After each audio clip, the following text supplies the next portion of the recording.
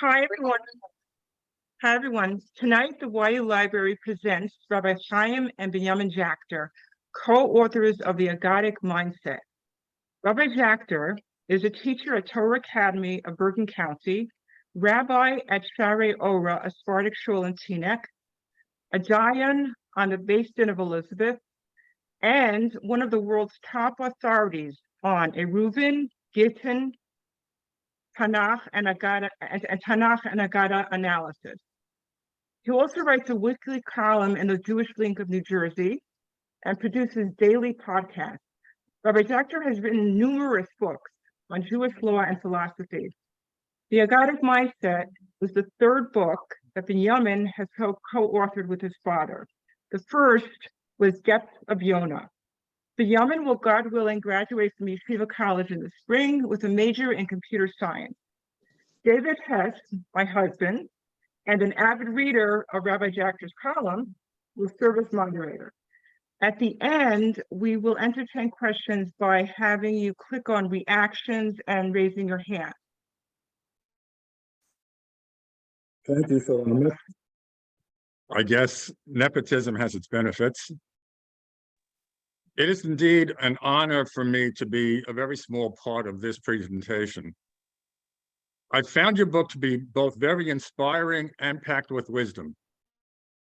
The inspiration coming from those gedolim in the Talmudic stories and anecdotes you chose to discuss, and much of the wisdom, at times compelling, from your analysis and conclusions of the lessons we can learn from them.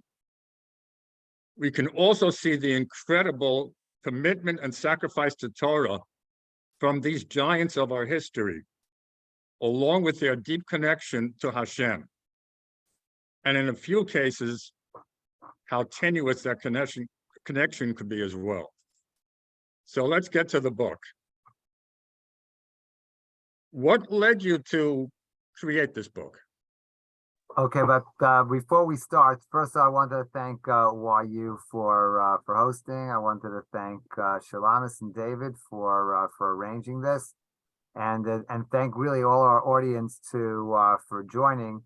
I do have to give a special shout out to my daughter-in-law who's joining us, my son-in-law, my oldest daughter, and a few of my TABC Talmidim who are ideological children, in addition to my biological family that we that are present on the call.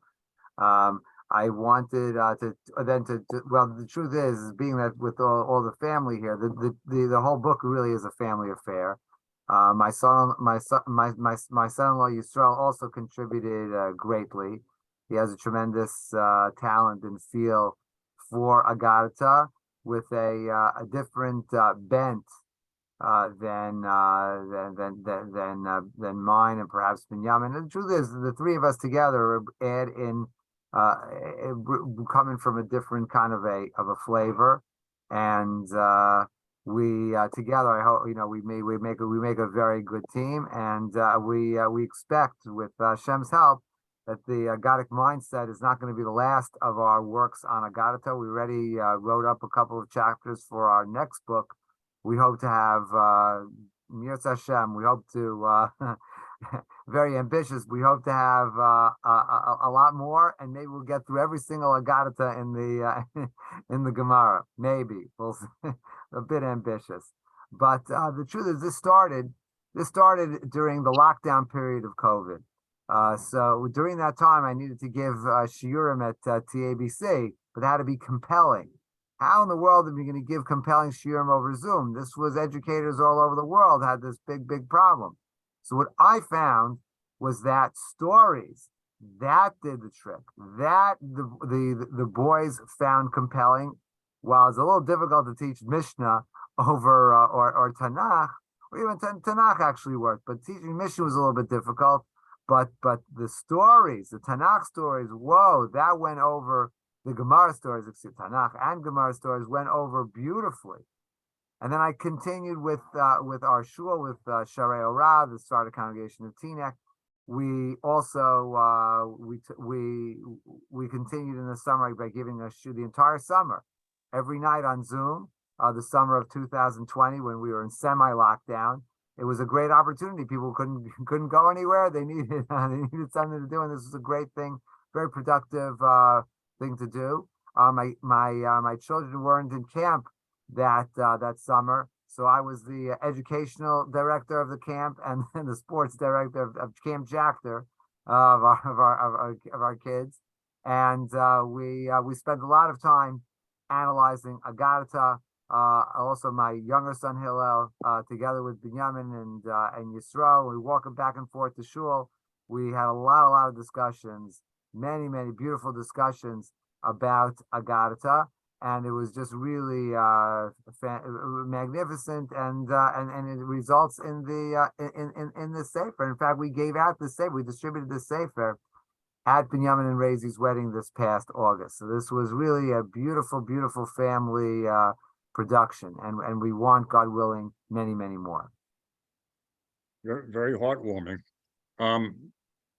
So what kind of methodology do you use for your analysis of Aggadas?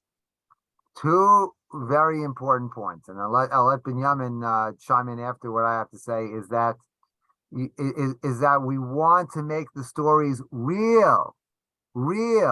It's not just a dry academic studies to figure out what do the rabbis of the Talmud mean. No, you have to make it our stories, our life, what it means to us. Very important. That's with that to have to fit ourselves into the story. That's number one in terms of methodology. Number two, and that is to pose the good questions, and don't be afraid. Real questions, authentic questions, very important. And also, and this is something that I learned really from Binyamin, especially he picked this up for the magnificent course in Aggada in YU from Rav Bergman, who emphasized, and Binyamin always emphasized this, every detail. Every single story in the Gemara could be made into a full-length movie.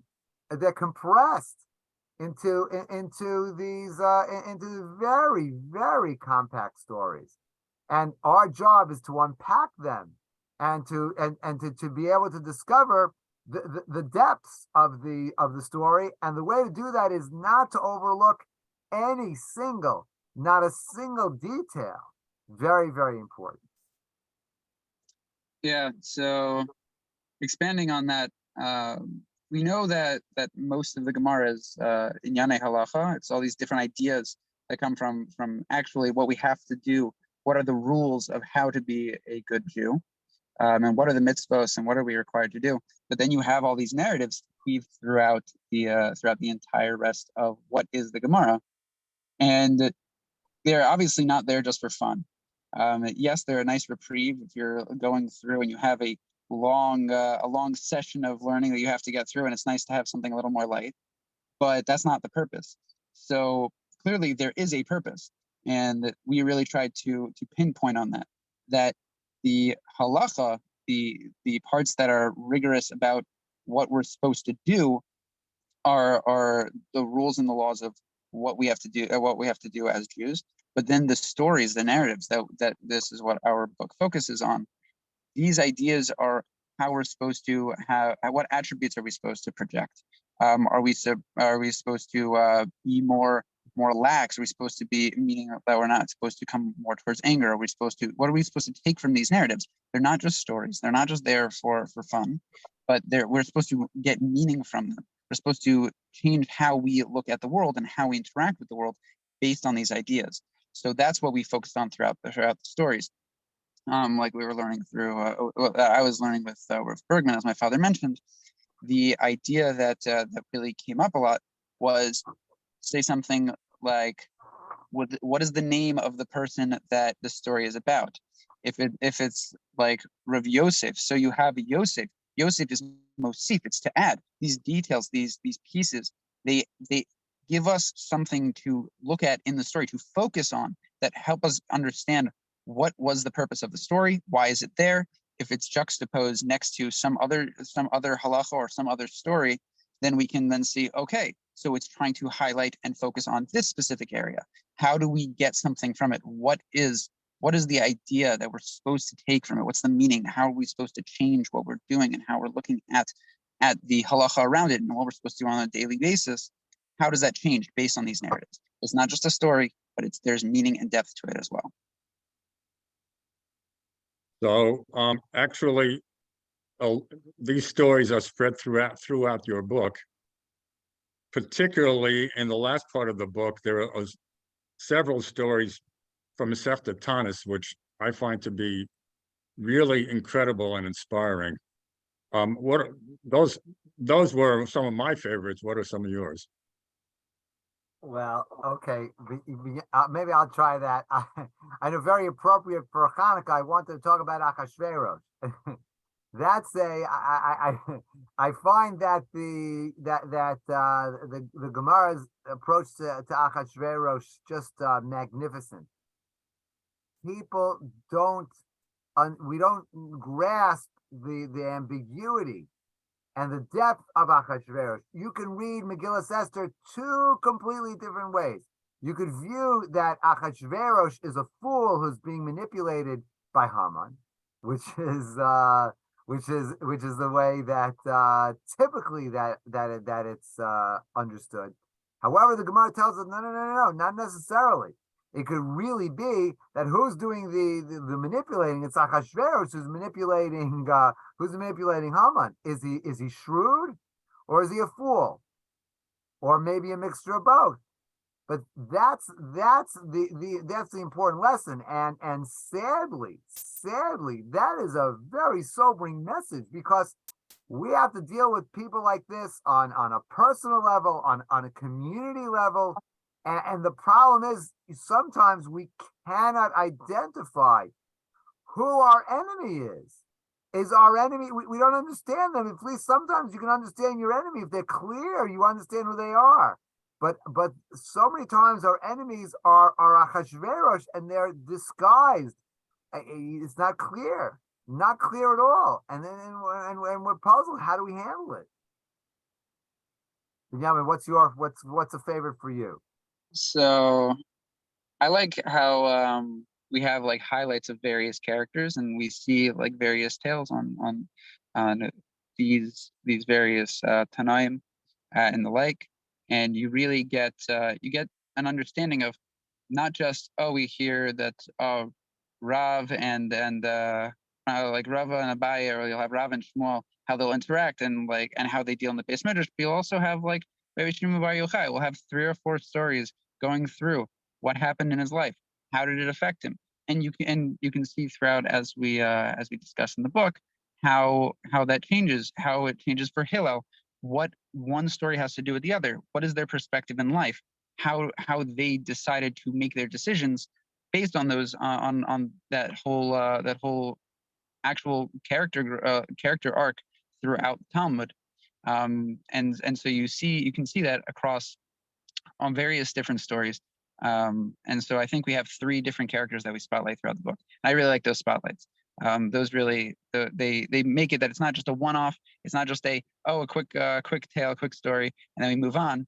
But rather it actually has impact on other parts of the Talmud as well. And when we see these characters again, what does it teach us? Well, in the first story, we see that Rabbi Shimon Bar Yochai has gone from being very, very tough and fiery and flaming and killing everyone that he sees because they're so sad relative to his enlightened state that he found in the cave, and then he softens, and then we can see that we see that later in other stories where he has more understanding, and he relates to others more, and you can see that it's important to reach a high elevation, but it's important to be a part of the common man. It's something that my father likes to talk about with Asher Weiss. It's the same idea. Is that he's a great posek. Why? Because he's not just sitting in the Gemara and he's just learning and that's it. But rather he's in the world. He understands the world, and that's why he's so impactful.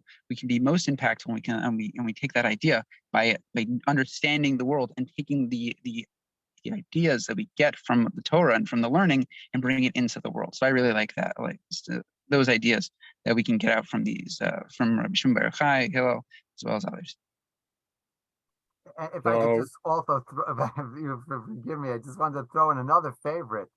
And before I even start that, just a key, good throwback to the methodology. A key to be able to plumb the depths and to extract meaning is the feeling. You have to have heart. You must feel as if you were there. You can't just learn these stories dispassionately. You have to feel like you're like Rabbi Shimon Bar Yochai.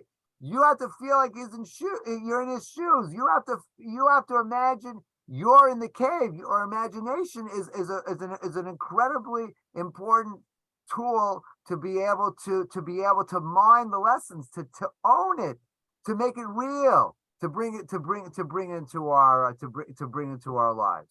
Another story that I love talking about is when we mentioned, actually, and many times we try to apply it, is Rabbi Yochanan ben Zakkai.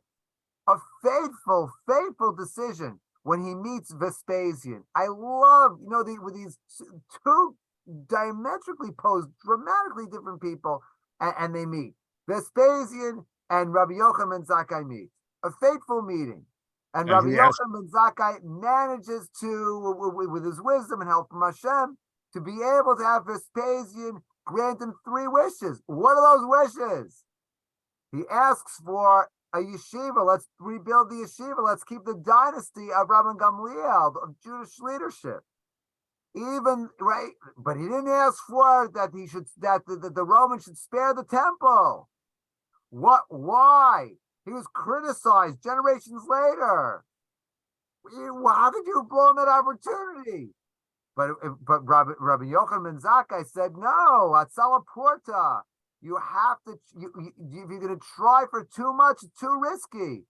And this is Jewish life. When I think I mentioned this in the book, that I've never missed since 1997 a mission to Norpac. I took Bracha, my oldest daughter who's here. I took Binyamin, and we to lobby in Congress for Israel. It's like Esther with Achashverosh, and with his choices what you can lobby for. I remember in 2005 there were people that were complaining, why weren't we lobbying the American government to stop the Israeli withdrawal from Gaza? It was totally unrealistic. When people were asking why weren't we lobbying to release Jonathan Pollard, it was not realistic.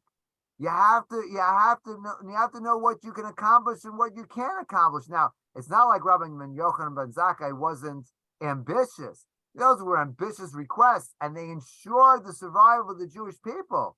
And when we go on Norpac and we ask for $4 billion in aid, $3 billion in military aid, and then for the Iron, supporting another $1 billion for the Iron Dome, these are not small matters. That's huge. But again, it has to be realistic. If you try too much, you won't be able to get you won't be able to get anything. I guess this is the Jewish version of you can't always get what you want, but if you try sometimes, you might just find you get what you need. I think the Gemara has an expression for that, tefasta meruba lo tefasta. The Gemara says lo tefasta, right. Well, my source was a little different than the Gemara on that last one, but okay. Okay, so with Hanukkah practically on our doorstep, I think there's a Aggada in Masechta Yuma that you want to discourse on. Okay, so what I'm going to try now is a little experiment with everybody. Binyamin and I are going to try to show you, and hopefully maybe we can unmute Yisrael Purton also, JB, if you don't mind. JB who's helping us out, and so that we should be able to we're going to try to analyze this magnificent Gemara live, and we unrehearsed, and we're going to try to delve deep, and to feel we're there, ask the good questions, to notice all the little details and to make it real. Let's see if we can, let's try if we can apply our methodology to a Gemara not in the book, but hopefully in the next volume. And let's hopefully your questions also and your insights will help us. So let's dig in. This is Yoma Samach Tes Amud Aleph 69a. Here we go. Here's the story. On the 25th of Tevet, which that's already interesting. 25th of Tevet, when's Hanukkah? 25th of Kislev. A month afterwards. Does this story have something to do with Hanukkah? Keep in the back of your mind. Good. It's a day that was called Yom Har Grizim, Mount Grizim Day. Okay, what's Mount Grizim Day? Anyone from Mount Grizim gets in 50% reduction? We'll see. What Yom Har Grizim was a holiday which celebrated a great victory that we achieved in the time of the Second Temple period. Now, before we begin the story, before we get into the thick of the story, let me introduce the characters. The characters are, on one hand, Shimon HaTzadik. Shimon HaTzadik is a pivotal early Tannaitic figure. He lived, as you'll see here, time of the early Greek control of Eretz Yisrael, approximately the year 330 BCE. And the second character is Alexander the Great. Alexander the Great and Shimon HaTzadik are going to meet. What a moment here. And the third cast of characters are an interesting group of people called the Shomronim. They still exist, not too many, about 200 of them in the Shechem area. These are people who Sennacherib, the Syrian emperor, imported into Israel as part of the population exchange of the Israelites from the northern kingdom of Israel, who were expelled, and then the Samaritans, we call the Samaritans, the Shomronim, were imported from a land called Kuta. Now these people they converted, but their conversion was always in question because they served Hashem, but they hedged their bets and they were still worshiping their idols they used to worship as well. So this is not the gold standard of Gerus, and plus their of conversion there, and also their conversion didn't have the most noble motivation. It was just to avoid being attacked by lions who were attacking them because they were worshiping idolatry. Okay, so this is what happens over here. So now, the Kusim were hostile to Jews during the Second Temple period, because at the beginning of the construction of the Second Temple, the Kusim Samaritans requested permission to or wanted to cooperate with us with the building of the Second Temple. We refused because they don't consider Jerusalem holy. They consider Mount Gerizim in Shechem and Nablus to be holy. So this is what they do. They beat us to the punch, which is no good. I don't know where NORPAC and APAC were on this one. The Kusim lobbied Alexander the Great to destroy the Beis Hamikdash, to destroy the temple, the Second Temple, and Alexander consented. This is horrible. What a danger. Bo Vodia Shimon HaTzadik. They told Shimon HaTzadik. And Shimon HaTzadik says, relax, I got this. He said, Ma'asa. What did he do? Ma'asa, Lovash Big Day Kahuna. He wore, he put on his, the garb of the priest of the high priest. And he has a number of prominent Jews with him. And they're working with torches midnight, starts walking towards Alexander. Alexander the Great's making his way up from the coast to Jerusalem, and Shimon HaTzadik with his Jewish cohorts there, Jewish leaders, are making their way towards Alexander in the middle of the night with torches. Both are coming to each other. The Alexander leading a mighty army, and then the the Jews are marching along. Again, you have to be on that march. You have to feel like you're on that march. So listen to this. Now, what happens? At dawn, at dawn, as soon as dawn, then already Alexander the Great spotted the Jewish group. Whoa, yes, who are these people? Who are these people? He said, these are the Jews that are rebelling against you. Now, first of all, why? Why is Alexander the Great? Why is he so puzzled by these people? Who are they? What do you mean? Why is he? This is something he never seen before. He's used to people running away from him, and now they're approaching him. And who's approaching him? An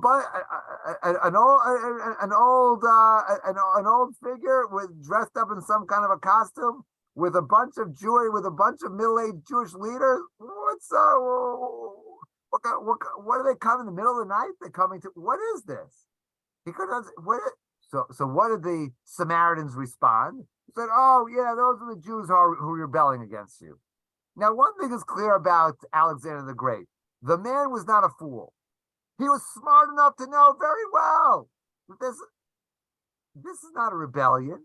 What is this? His interest is piqued here. Okay. So soon comes sunbreak, right? And then they meet each other. And here's a dramatic moment. This is unbelievable. This is one of the incredible moments in the Gemara, and then in the entire Talmud. Once Alexander the Great saw Shimon HaTzadik, what did he do? He got down from his chariot, and he bowed. Alexander the Great bowed to Shimon HaTzadik, and everyone was shocked. His entourage were shocked. I imagine that Shimon HaTzadik and the Jews were shocked too. And they said to him, "You're a great emperor. Someone who's a great emperor like you is gonna bow down to the Jew." Remember, for a Jew hater, the Jews are the low of the low.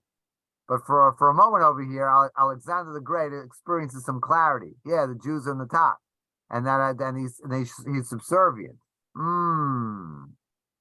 now Shimon HaTzadik makes a stunning announcement.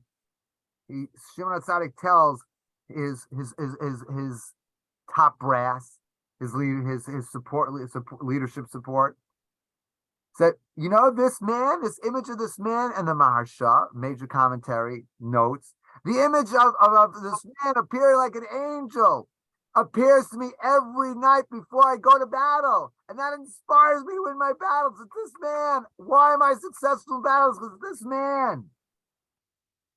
Oh my goodness. Now Shimon HaTzadik, cool as a cucumber, says to Alexander the Great. He's assuming control of the situation. He says, "Is it possible? Is it possible that the very house that we're praying for you and in your kingdom, that it shouldn't be destroyed? You're being led astray by these idolaters to destroy it." Shimon HaTzadik says, "Who are these idolaters who are leading astray?" He said, "Oh, those Samaritans right here." And Alexander the Great said, "They're all they're yours. Do whatever you want." And whoa, did we show them? Took the Greek army took the Samaritans. They, believe it or not, this is a difficult moment here. This is not pleasant to listen to. They bore a hole through their heels, hung them alive on by the tails of the horses of the Greek army, and they dragged all the way from Antipatris, which is I believe is not too far from contemporary Beit Shemesh, but halfway from the coast to Yerushalayim, halfway point to meet for Alexander the Great and Shimon HaTzadik. And they dragged the Samaritans all the way to their temple on Har Gerizim, which is Nablus. That's from Beit Shemesh to Nablus. That's quite a that's a 2-hour car drive. That would be certainly a horse ride, and when being dragged on thorns and thistles is most unpleasant. And they came to Mount Gerizim, and they totally destroyed it. Exactly what the Samaritans wished to do to to our temple, to the second temple, and that day the rabbis made it a Yom Tov. And it's interesting, ever since this incident, we never had a problem ever again with the Samaritans, which is very, very interesting. They plagued us during the time of the Persians. During the Greeks, they put Shimon HaTzadik put an end to it. All right.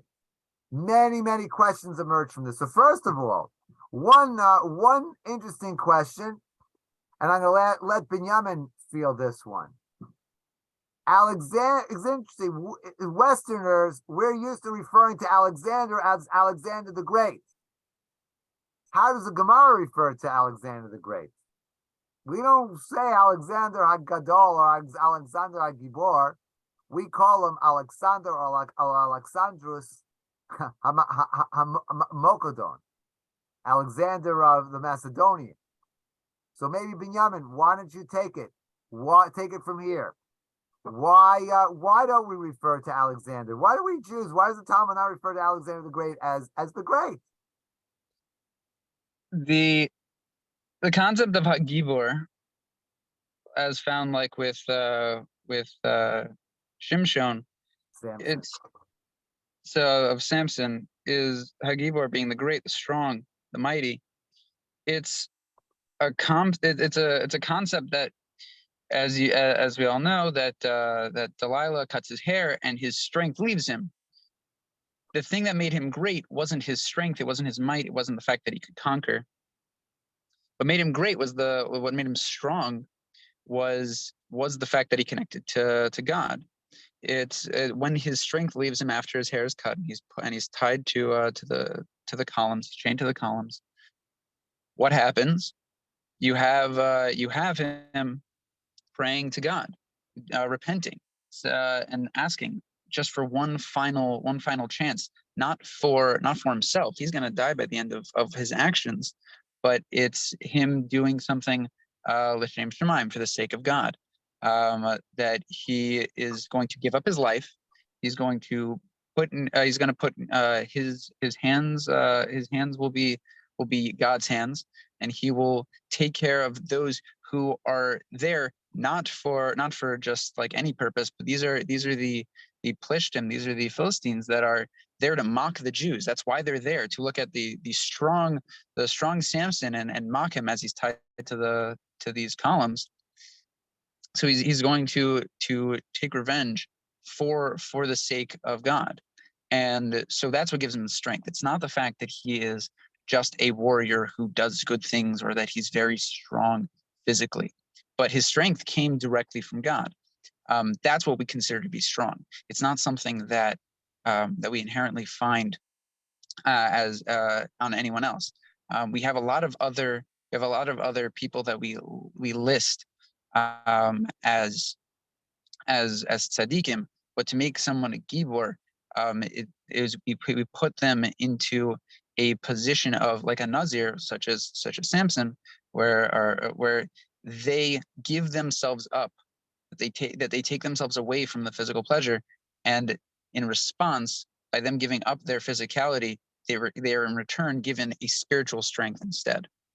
There are a couple of things actually I noticed as well from the story. We have Shimon HaTzadik. Shimon is a name that comes from the 12 tribes. And Shimon comes from the word shama, to hear. This idea comes up with Shimon of the tribes, where why was he the one who was locked up by Joseph? That when everyone else goes back to Jacob, they go back to convince him to bring Benjamin. Why? What are they doing? Why does Joseph specifically lock up Shimon? Because he has this different sense of him. when we say that we understand something, we say, oh, I hear what you're saying. He had this different way of understanding things. And he was going to be the one that would have solved the mystery. He would have been, if he was there to be able to talk things out with his brothers, convince them, explain to them, this is really something else is going on. It's not just a straightforward interaction. So this idea of why it's Shimon, we have Shimon HaTzadik is the one that is the leading the entourage, is he is going to be thinking about this in a different way. He's going to be looking at it with a different perspective. And this is happening in the time of the Second Temple, I believe,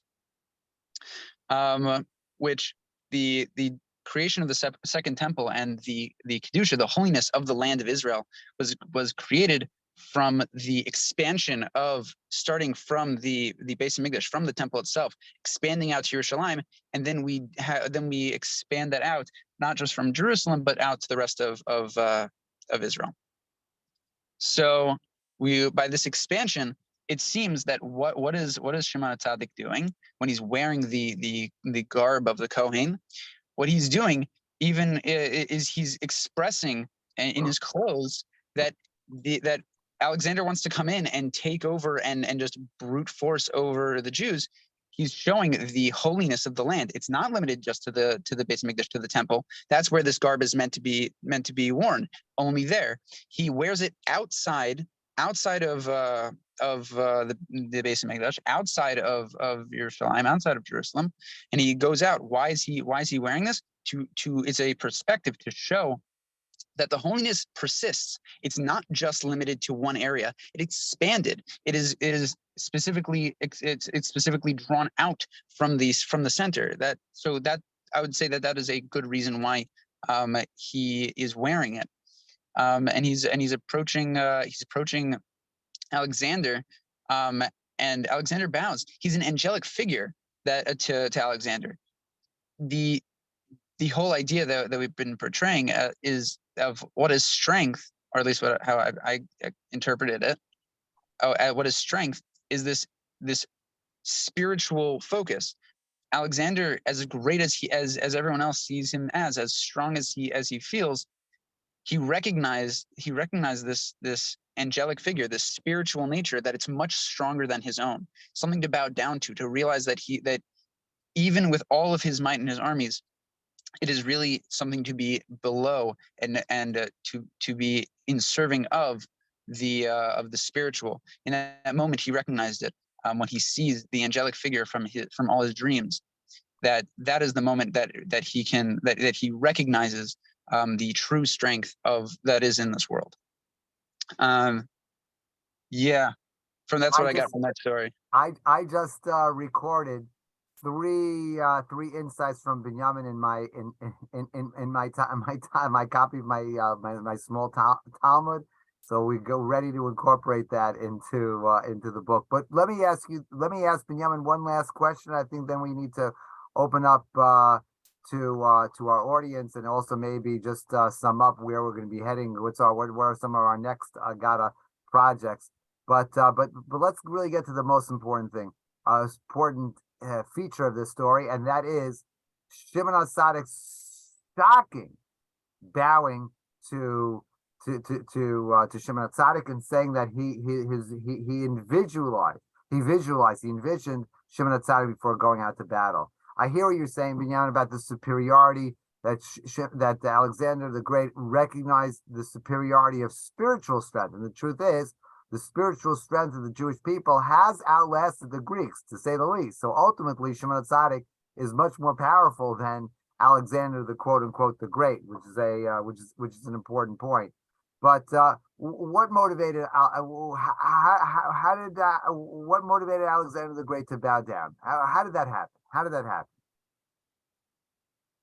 Well, in general, we say that bowing is like subservience, but it's also a hodah, an admittance that you're putting your head down, you're putting your neck, exposing your back to someone else. You're putting yourself not just below them, you're going physically down, but you can't see, you can easily be cheap shotted, that you're putting yourself physically in their hands. It's a level of of trust, and we see this in history. Alexander recognized that the spirituality of the Jews. He didn't go and start attacking the Jews. He tried incorporating ideas from the Jews in the rest of the culture, where unlike the Romans, who tried to quash all semblance of Judaism, you have, for the first while of the Greeks being in Judea, they were trying to take ideas from Jews, disseminate it. The only problem became is that he also then tried to inject the Hellenistic ideas that he got from other cultures as well. But in this moment, he's being moda. He's admitting that there is something that is inherently important from Shimon HaTzadik, from this spiritual figure, that he needed to absorb, that he needed to admit himself to. I think that's a big piece. And one last Well, point. Yeah. I'm sorry, go ahead. Just about and what's the Hanukkah connection? So this is on the 25th of Teves, because it's like Hanukkah Sheni. It's the second Hanukkah, a month after Hanukkah. Because Hanukkah, the relationship between Greek and Jewish culture is a hostile one, whereas but here the 25th of Teves is a Jewish holiday, a Second Temple Jewish holiday in which there's cooperation between Greeks and the Jews. And as the Gemara describes, as the Talmud describes in Tractate Megillah, that ultimately we want to say the beauty of Yefet should be incorporated in the temple. It needs to be sanctified. It needs to be elevated, the Greek culture. But it's a vision of Torah Mata, Yeshiva University's motto. Yes, David, go ahead. So I just want to shift gears for a little bit. And talk about a different area of your book, where you talk a lot about Hillel and Shammai.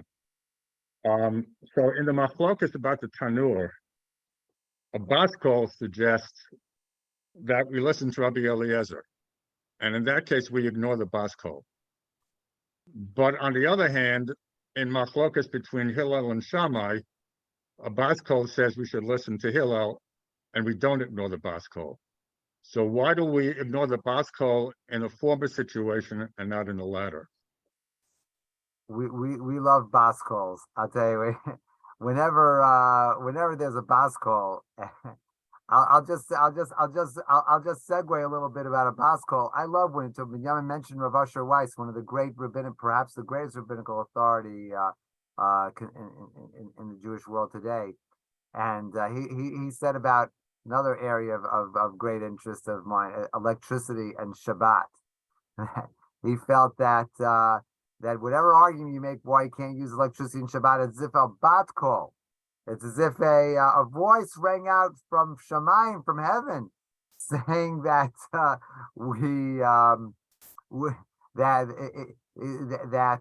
that we can't use electricity. It's a beautiful idea. I think the bat call will represent somehow also an intuition of the Jewish people. The Talmud has a phrase, an unbelievable phrase. It says, if the Jewish people themselves are not prophets, the children of prophets. So it respects the religious intuition. If I could just conclude our part now, Binyamin and I, then we wanted to open up to questions from the audience. We just wanted to, Binyamin, maybe if you could tell us a little bit about what are some of our planned topics going forward, maybe just briefly, because we want to leave time for our viewers, those who joined us, to add their comments. There are lots of topics that you can, lots of different things that we can try to make some good ideas out of. Gittin is filled with a lot of them.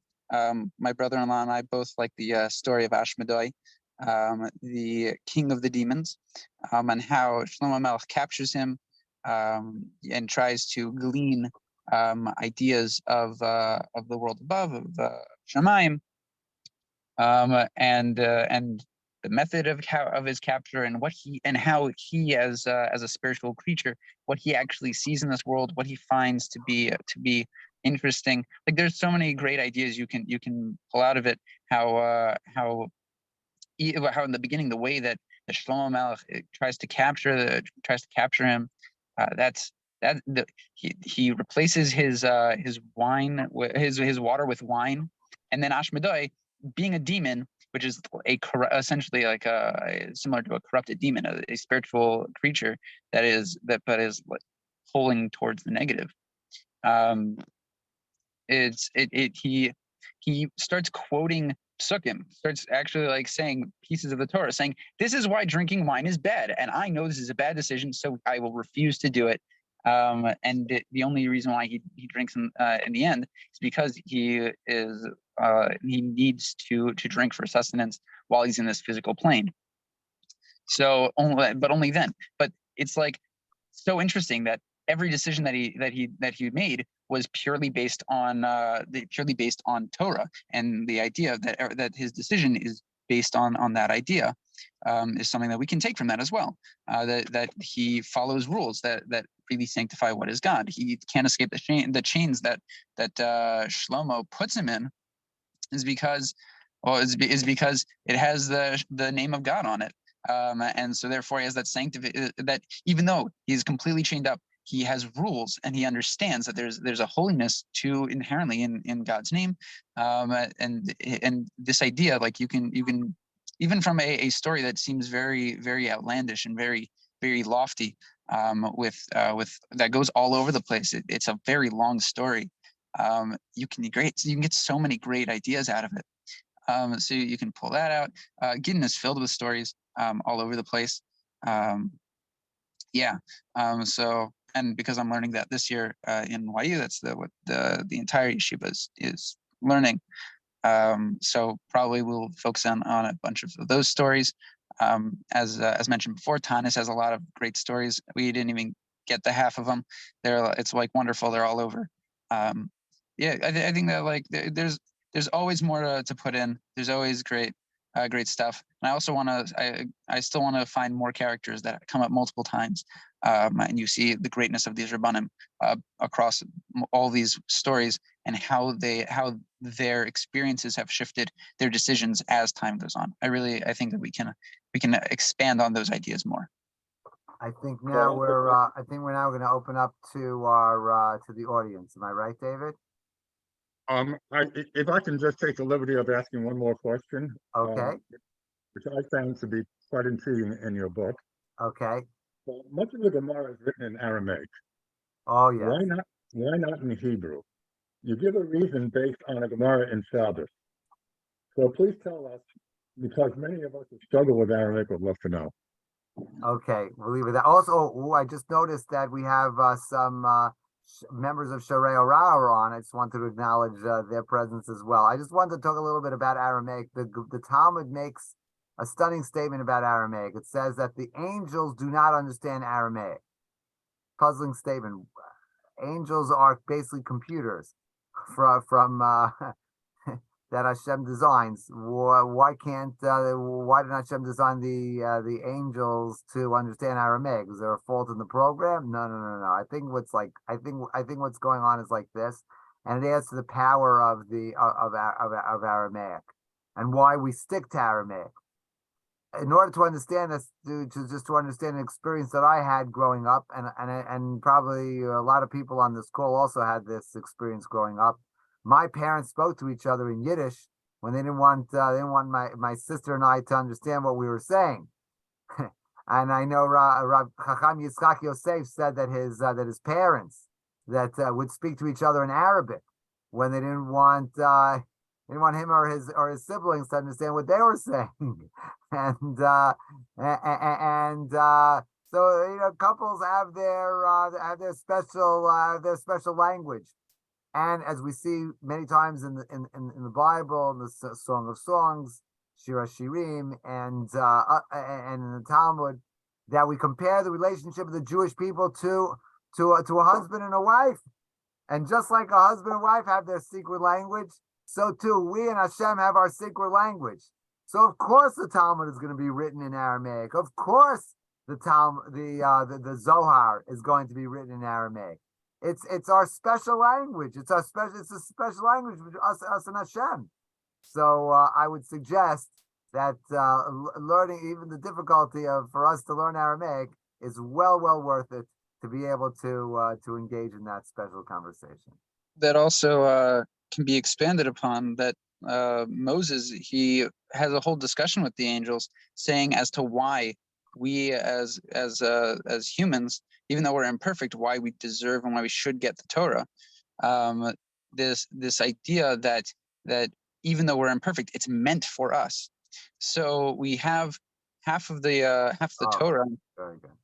being the oral portion, that we make it that it's between us and God. It's now ours. It's not the angels anymore. It's now between us and God. And while we are quoting Tanakh, we're quoting the Bible throughout, which is in Hebrew, the main portion of what as we're expanding on it, that's for us, that's from us, that is our oral tradition. It's not the angels, and it's between us and God. It's essentially, because remember, this is it's the tabat, it's the ring between the man and the wife, between Hashem and us. It's the ring. So in itself, so as my father said, it's the love language. It's the loving peace that is between us and God. There's no angel in between. It's not for them. It is meant for us to be able to use it to our fullest, without their influence, without them trying to conflict and say, no, see, we could have done this better and we would have made better drushos. No, it's not theirs. It's for us, and it's for us to expand upon, not for them. That's a great comment, Binyamin. I'll have to write that in my Gemara. Okay, so let's open this up to questions. If you could please click on reactions and then raise your hand, and you'll be called on like in class. Anybody have their hands? JB, could you help us with this? Because I'm not used to this. No. Any Don't hands worry, raised? you won't be on the test. Unless should we just unmute, and how are we gonna work that? If you feel more comfortable putting it in the chat, you could do that as well. If you don't feel like, saying it out loud, just put it in the chat. And then okay, we have a question here from Chaim. How might the Aggadot differ from Midrash? I'm not an expert in either. Ooh, that's a nice question. At the Midrash, is in to Tanakh study is like first you have Pshat and then you have Drash. You have Pshat is like the melody, and the Midrash is the harmony. The two go together, like the cake and the icing on the cake. The Pshat is the cake, and the Midrash is the icing on the cake. It adds a new level of understanding of the Bible, of the Pentateuch. The Aggada, of course, so it's all rooted in the Pentateuch for sure and in the Bible, but they're more stand alone. They're not necessarily immediately concerned with Bible interpretation. That's how I distinguish between Midrash and the Talmudic Aggada. Very good question. Very nice question. I had the same question, actually. Thank you for asking that. Any more questions? You either put them in the chat or raise your hand. Because if you don't ask questions, then David has plenty more. I'm going to ask one more question, if there are no other questions. So in the stories in chapter 2, there's a story, you mentioned that the Shekhinah. David, we can't quite hear you, or at least I can't. I'm sorry. You mentioned that the Shekhinah visited Abaya and Rava once a week. Oh, I love that story. But the Shekhinah visited a particular doctor every day. Could you tell us that story? What was so special about this doctor? Okay, I love that story. So maybe for the last 5 minutes, let's just focus on that story. So the three characters on that story are Abaye, Rava, two of the greatest Talmudists, and a doctor named Abba Umna, Dr. Abba, we'll call him. And the Talmud said that God, the Baskol, like we were talking before, the heavenly voice, would come out to Rava once a year on the eve of Yom Kippur, and once a week to Abaye on a Friday, Erev Shabbat, and then but to Abba Umna, to Dr. Abba, every single day. And the Talmud describes that Abba Umna was able to do things that Abaye and Rava weren't able to do. And it celebrates one of the great points of the Aggada. It celebrates great lay people. The Talmud is not just about great rabbis. The Talmud is about great lay people. And that is, as a lay person, one could be a great Jew. That's a remarkable part of the Abba Umna story.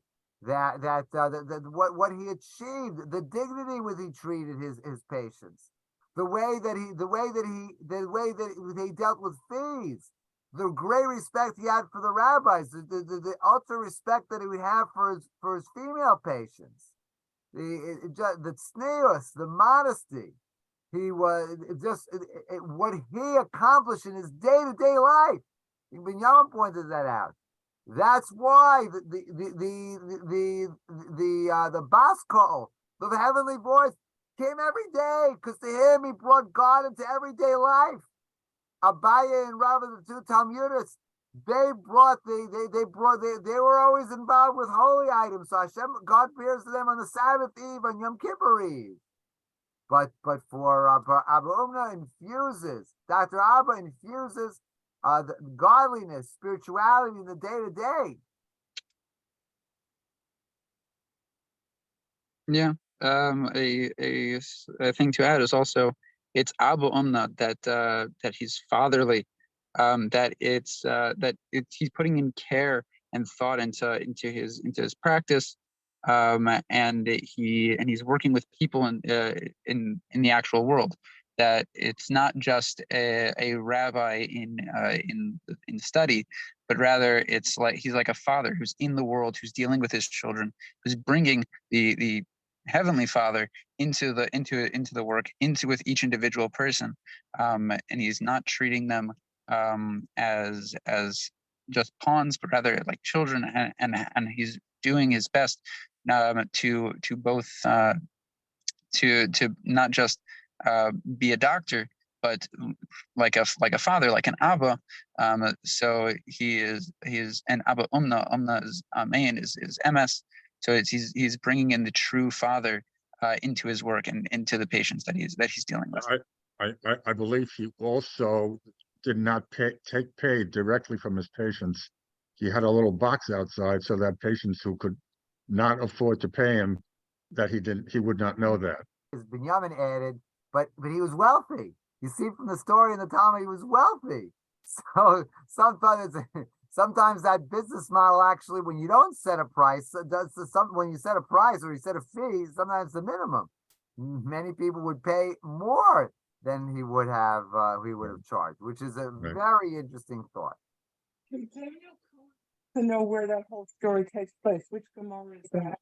That appears in Tractate Ta'anit, that magnificent story, and it is on page, which I'm looking for it. I have right in front of me. It is it's in the early 20s, where you can find here it is, 21b 22a.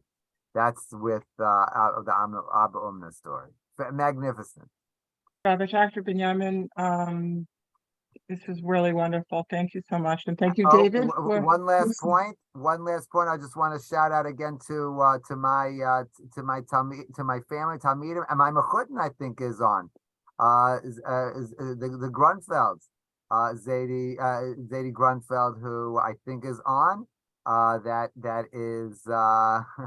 That's my daughter-in-law's grandparents, and it's wonderful to have everybody. Thank you, Shalamis. Thank you, David. Thank you for hosting us, and most of all, thank you to all of you who took time out of your evening tonight to come and to learn with us. Really beautiful to learn together. Thank you. Thank you. Happy Hanukkah. Hanukkah Sameach, everybody. Thank you for coming, everyone.